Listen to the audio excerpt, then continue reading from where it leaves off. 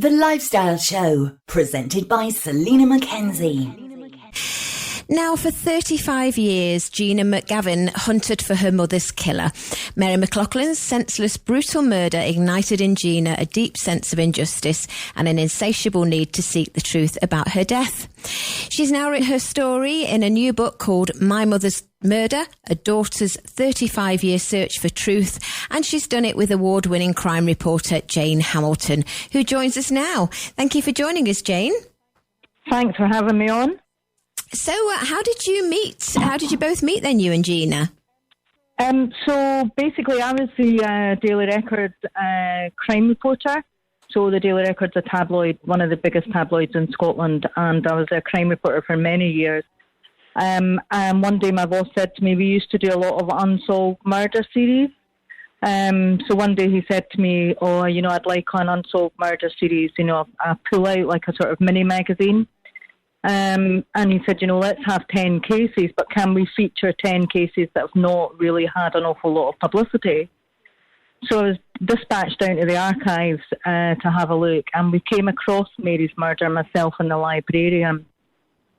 And what struck us was the absolute absence of lots of stories about her death and about her murder and the inquiry and the subsequent investigation. There was, bits and pieces, a flurry of sort of publicity at the start of the murder, and then as the years went on it was less and less and less. So we decided to feature that one, and I doorstepped Gina in 2016, and she wasn't particularly happy to see me. She'd had quite a few bad experiences with journalists in the past, who would visit her, promise to do her mum's story, help her out, and then she'd never hear from them again. So she was a bit wary of me, understandably. But somehow or another, I got in the door and we had a good chat and we got on well. And I was quite honest with her, look, this might not do anything. It's just going to bring your mum's murder back into the public eye again, albeit briefly.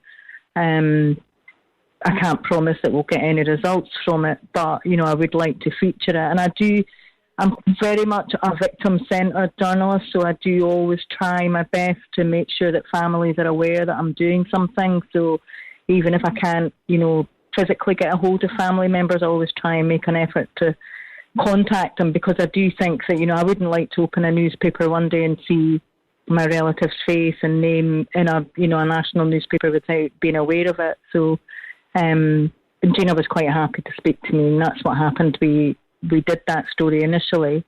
It ran as part of a series that I was doing that week. And somehow or another it managed to land in the right places, because we know now that back then police were starting to look at it again. And obviously the forensic scientists saw that story and they got very interested in the production. Yeah, that's the thing, isn't it? Nowadays, with new technology and forensics, we can do much more than we did in 1984. Absolutely. I mean, in 1984, the most that they would have at their disposal would be fingerprints. And there was some blood typing in 1984, but it was used very sporadically, and probably not for a case like this. So that DNA technology wouldn't start very tentatively until another 4 years after Mary's death. So that was, it was something for the future, it was like something out of Star Trek DNA. But thankfully, the scenes of crimes officers during the 1984 murder inquiry had the presence of mind to preserve things that they thought might be of help in the future. Having no idea the scale of the technology and how far advanced Scotland would become in terms of DNA and being able to, we use DNA 24 in Scotland, which is one of the most advanced technologies in DNA typing. So, thankfully they had the presence of mind to, protect those and look after those items of evidence. Yeah, thank goodness they did. Thank goodness they did. So we are talking 1984. We're talking about 58-year-old Mary McLaughlin, who was Gina's mum. Can you tell us what happened to her then? So Mary was a mum of 11. She had a routine. She lived in a flat in Glasgow and a place called Cathy Court in Partick. Partick used to be a village in Glasgow, and it only became part of the city of Glasgow in the 1920s. But before that, it was a very close-knit village. And it was still like that in 1984. Everybody knew everybody, and, it was quite a friendly place. It's not in the centre of Glasgow, so it's not somewhere, and this is quite crucial to the story later, it's not somewhere that a tourist or anybody who didn't know Glasgow would just appear in, especially in 1984 when transport links were not as great as they are nowadays. So everybody knew her. She was known as Wee Mary. And she had a routine, she would go to the pub most nights and play dominoes, play darts, meet one of our children for a drink, and then she would go and get chips and cigarettes and go back to her flat. She did have a partner, but he was a merchant seaman, so he worked away quite a lot, which suited Mary because she was very much an independent woman. She liked her own company. Although she was social, she liked to go home and she was on her own and then have her partner there whenever he came back. But he would work away for long periods at time.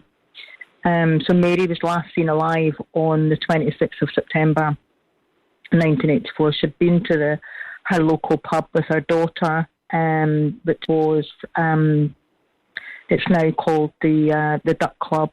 And she'd been there with her daughter and left at about 10:30, 11 o'clock, and she went to her local chip shop, got her usual order of fritters and a packet of cigarettes, joked with the staff about saying goodnight to her in Italian, and a taxi driver saw her walking quite happily along the road carrying her shoes in her hand. She wasn't drunk, she might have been a little bit tipsy, but she was able to still just walk. And unfortunately, that was the very last sighting of Mary. On the 6th of October, one of her children, her son, thought that he hadn't heard from his mum in a few days, popped in for a visit, couldn't get an answer at the door, and there was looked through the letterbox. There was a bit of a foul smell, so they managed to get into the apartment and unfortunately found Mary lying dead on her bed. Oh, how awful for her son. That was Martin Cullen, I believe. Yeah, absolutely horrific for Martin. That can't imagine the scale of the trauma, of finding your mum, in that state. Mary was, she was partially decomposed by that point. The killer had taken the time to lock the door, so it was a bit more difficult for them to get in. They'd locked the mortise lock, which was a sort of second safety lock on the door. So he'd locked that, and they were finding it a bit difficult to get into the flat, which of course was probably his aim in the first place, was to delay discovery of the body. A dress that she had been wearing on the night she was last seen had been put on top of her body, but it was all back to front, but she was naked underneath. And although police could never establish it, they always believed that the motive was a sexually motivated attack.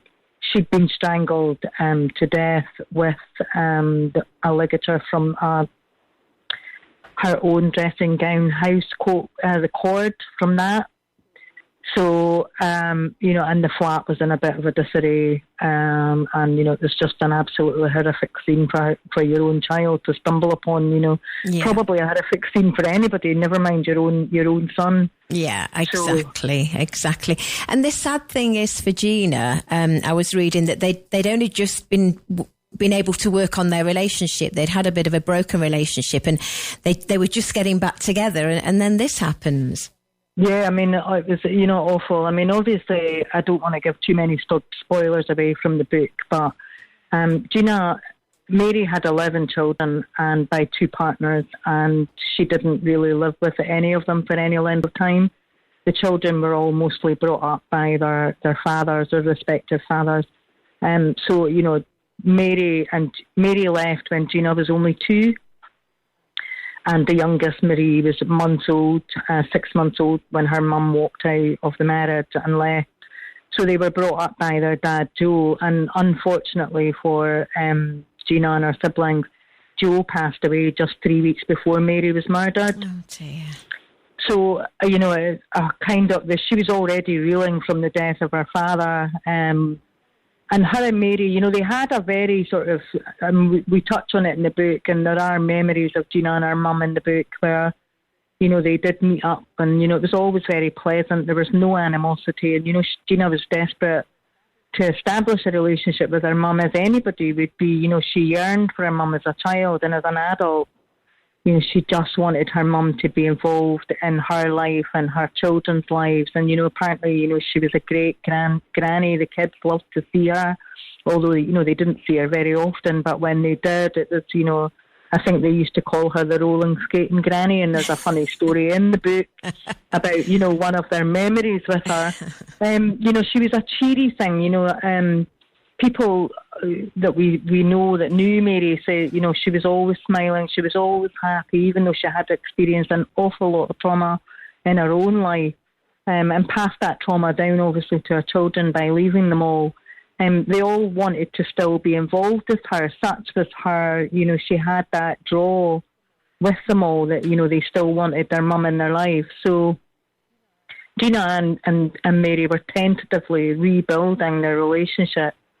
You know, Gina obviously had a young family of her own, and, you know, it's a natural thing to want to turn to your mum and have your mum on hand to help with the kids and be there for advice and, you know, relationship problems. And, you know, she wanted a relationship like that. And although it wasn't as clear cut as that, it was, you know, it was approaching stages where they felt as if, you know, they could become friends at least. Yeah. So by the time you got in touch with Gina, you met Gina, had she already started to do her own investigations into her mum's death? Yeah. I mean, the investigations into the murder started. The official first investigation lasted from September 1984 till February 1985. And the police had come up against an absolute stonewall. There was nothing, there was no witnesses, nobody had seen anything. Nobody knew anything. Nobody had heard anything at the flats where Mary lived. So, you know, they'd come up against nothing. So they had no choice but to withdraw, and, you know, they had to scale down the inquiry. Other murders were happening. Glasgow was the most violent place in Europe to live in the 1980s. So, you know, the police were being pulled from pillar to post. So they had no choice but to scale down the investigation into Mary's murder. And there was 4 subsequent reviews from 1984 till 2016, but all of them failed to yield anything. But on the first inquiry, when they told Gina that they were all moving on to other jobs, other inquiries, and the case would never be closed as regards to her mum, one of the police officers said to Gina, "Write everything down. If you hear anything, write it down." And she took that quite literally. She actually did. She would quiz, because at that time, you know, it's a difficult situation. The family were all looking at each other with suspicion, you know, because police did say they thought that it was probably somebody that Mary knew. And so they were all looking at each other with suspicion, you know, was it you, was it you, was it you, was it you? So Gina took that, you know, quite literally, and she would quiz family members. She would look for discrepancies in their stories, and she wrote everything down. She kept a diary, and every time a new police team took over, she would speak to them about her suspicions. And I don't want to give spoilers, but we do go into detail about the suspicions that she had within her family members, you know, and she kept a diary, and she let the police read the diary, and she just did that until I knocked on her door in 2016.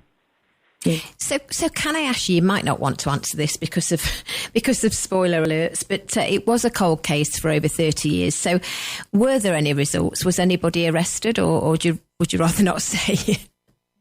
Nobody in the 30 years was arrested, or even, you know, there were local criminals were pulled in for questioning in the original inquiry. That was, you know, that's always the first thing that the police will do, is, you know, they'll look at local sex offenders, local housebreakers. There was an assumption that perhaps she had walked in on a burglar and, you know, disturbed somebody breaking into her house. There was other theories that, you know, it was a sex offender whose motive was a sexually motivated attack on Mary, and it had gone wrong and she fought back and he had no choice but to kill her. Or it was a family member, and again, she needed to be silent. So, there was all sorts of theory, and there was nothing concrete, and nobody was ever arrested until 2019. Ah, okay. Well, that's something. Well, people can find out much more and about the answers from the book, which is called My Mother's Murder, A Daughter's 35-Year Search for the Truth, by Gina McGavin and Jane Hamilton, who we're chatting to now. And as always, we're selling it right now on our website, TRE.radio. Jane, if people want to find out more about you, do you have your own website as well? I don't have my own website, but I'm on social media. I'm on Instagram. I'm on Twitter. I've got a Substack called The J Word. So if people want to find out more about my work, and Google always throws up stuff about me anyway. So if they want to find out about, just put your name more about, yeah. Aww. And I've got a new book coming out next spring with Mirror Books. So that's going to be about a serial killer. Ah, okay. Keep in touch, and we'll chat to you again. In the meantime, please give my best to Gina. Thank you very much. Thanks a lot. Thanks for having me. You're welcome. Thank you. Bye-bye. Bye. Bye.